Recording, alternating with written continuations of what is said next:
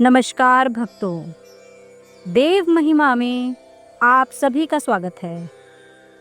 आज मैं आपको पापांकुशा एकादशी व्रत कथा व पूजा विधि बताऊंगी। यह व्रत अश्विन माह के शुक्ल पक्ष की एकादशी को रखा जाता है। इस दिन भगवान श्री हरि विष्णु की पूजा करके ब्राह्मण को भोजन कराना चाहिए। इसमें भगवान पद्मनाभ की पूजा का विशेष महत्व माना जाता है। व्रती प्रातः काल उठकर नित्य कर्मों, स्नान आदि से निवृत्त होकर भगवान श्री हरि विष्णु की मूर्ति को स्नान करा के विधिवत पूर्ण श्रद्धा भक्ति भाव से पूजन करे और भोग लगाए।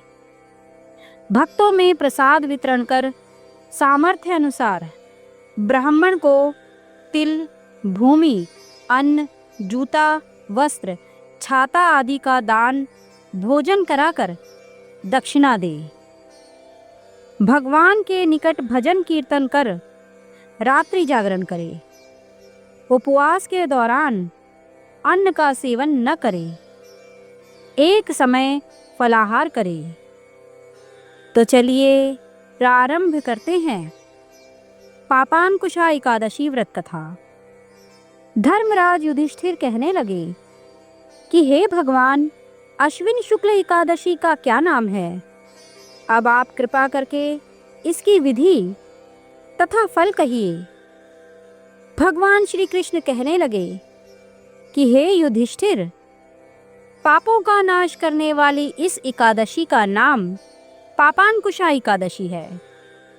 हे राजन, इस दिन मनुष्य को विधि पूर्वक भगवान पद्मनाभ की पूजा करनी चाहिए। यह एकादशी मनुष्य को मनोवांछित फल देकर स्वर्ग को प्राप्त कराने वाली है। मनुष्य को बहुत दिनों तक कठोर तपस्या से जो फल प्राप्त होता है, वह फल भगवान गरुड़ध्वज को नमस्कार करने से प्राप्त हो जाता है। जो मनुष्य अज्ञानवश अनेक पाप करते हैं परंतु हरि को नमस्कार करते हैं, वे नरक में नहीं जाते। विष्णु के नाम के कीर्तन मात्र से संसार के सब तीर्थों के पुण्य का फल प्राप्त हो जाता है। जो मनुष्य षण्ड धनुषधारी भगवान विष्णु की शरण में जाते हैं, उन्हें कभी भी यम यातना भोगनी नहीं पड़ती। जो मनुष्य वैष्णव होकर शिव की और शैव होकर विष्णु की निंदा करते हैं, वे अवश्य नरकवासी होते हैं। सहस्त्रों वाजपेय और अश्वमेघ यज्ञों से जो फल प्राप्त होता है, वह एकादशी के व्रत के 16वें भाग के बराबर भी नहीं होता है। संसार में एकादशी के बराबर कोई पुण्य नहीं है। इसके बराबर पवित्र तीनों लोकों में कुछ भी नहीं है। इस एकादशी के बराबर कोई व्रत नहीं है। जब तक मनुष्य पद्मनाभ की एकादशी का व्रत नहीं करते हैं, तब तक उनकी देह में पाप वास कर सकते हैं। हे राजेंद्र, यह एकादशी स्वर्ग, मोक्ष, आरोग्यता, सुंदर स्त्री तथा अन्न और धन देने वाली है। एकादशी के व्रत के बराबर गंगा, गया, काशी, कुरुक्षेत्र और पुष्कर भी पुण्यवान नहीं है।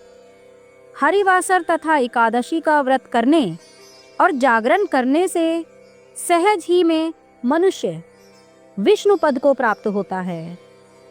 हे युधिष्ठिर, इस व्रत के करने वाले 10 पीढ़ी मातृ पक्ष, 10 पीढ़ी पितृ पक्ष, 10 पीढ़ी स्त्री पक्ष तथा 10 पीढ़ी मित्र पक्ष का उद्धार कर देते हैं। वे दिव्य देह धारण कर, चतुर्भुज रूप हो, पीतांबर पहने और हाथ में माला लेकर गरुड़ पर चढ़कर विष्णु लोक को जाते हैं। हे नृपोत्तम, बाल्यावस्था, युवावस्था और वृद्धावस्था में इस व्रत को करने से पापी मनुष्य भी दुर्गति को प्राप्त न होकर सद्गति को प्राप्त होता है। अश्विन मास के शुक्ल पक्ष की इस पापांकुशा एकादशी का व्रत जो मनुष्य करते हैं वे अंत समय में हरिलोक को प्राप्त होते हैं तथा समस्त पापों से मुक्त हो जाते हैं। सोना, तिल, भूमि, गौ, अन्न, जल, छतरी तथा जूता दान करने से मनुष्य यमराज को नहीं देखता। जो मनुष्य किसी प्रकार के पुण्य कर्म किए बिना जीवन के दिन व्यतीत करता है वह लोहार की भट्टी की तरह सांस लेता हुआ निर्जीव के समान ही है। निर्धन मनुष्यों को भी अपनी शक्ति के अनुसार दान करना चाहिए तथा धनवान को सरोवर, बाग, मकान आदि बनवाकर दान करना चाहिए। ऐसे मनुष्यों को यम का द्वार नहीं देखना पड़ता तथा संसार में दीर्घायु होकर कुलीन और रोग रहित रहते हैं। भगवान श्री कृष्ण ने कहा, हे राजन, जो आपने मुझसे पूछा वह सब मैंने आपको बतलाया।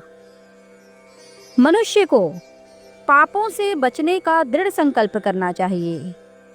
भगवान विष्णु का ध्यान स्मरण किसी भी रूप में सुखदायक और पापनाशक है, परंतु पापांकुशा एकादशी के दिन प्रभु का स्मरण कीर्तन सभी कलेशों व पापों का शमन कर देता है। अब आप पापांकुशा एकादशी व्रत कथा सुनिए। प्राचीन समय में विंध्य पर्वत पर क्रोधन नामक एक बहेलिया रहता था। वह बड़ा क्रूर था। उसका सारा जीवन हिंसा, लूटपाट, मदपान और गलत संगति पाप कर्मों में बीता। जब उसका अंतिम समय आया तब यमराज के दूत बहेलिये को लेने आए और यमदूत ने बहेलिये से कहा कि कल तुम्हारे जीवन का अंतिम दिन है, हम तुम्हें कल लेने आएंगे। यह बात सुनकर बहेलिया बहुत भयभीत हो गया और महर्षि अंगिरा के आश्रम में पहुंचा। महर्षि अंगिरा के चरणों में गिरकर प्रार्थना करने लगा, हे ऋषिवर, मैंने जीवन भर पाप कर्म ही किए हैं। कृपया कर मुझे कोई ऐसा उपाय बताएं कि जिससे मेरे सारे पाप मिट जाएं और मोक्ष की प्राप्ति हो जाए। उसके निवेदन पर महर्षि अंगिरा ने उसे अश्विन शुक्ल की पापांकुशा एकादशी का विधि पूर्वक व्रत करने को कहा। महर्षि अंगिरा के कहे अनुसार उस बहेलिये ने यह व्रत किया और किए गए सारे पापों से छुटकारा पा लिया। इस व्रत पूजन के बल से भगवान की कृपा से वह विष्णु लोक को गया। जब यमराज के यमदूत ने इस चमत्कार को देखा तो वह बहेलिये को बिना लिए ही यमलोक वापस लौट गए। इस तिथि पर भगवान विष्णु और माता लक्ष्मी की पूजा अर्चना करने का विधान है। इस व्रत को विधि पूर्वक करने से साधक को सभी तरह के दुखों से छुटकारा मिल जाता है। तो भक्तों, आप सभी पर माता लक्ष्मी सहित भगवान श्री हरि विष्णु की कृपा बनी रहे और आप सभी का जीवन मंगलमय हो।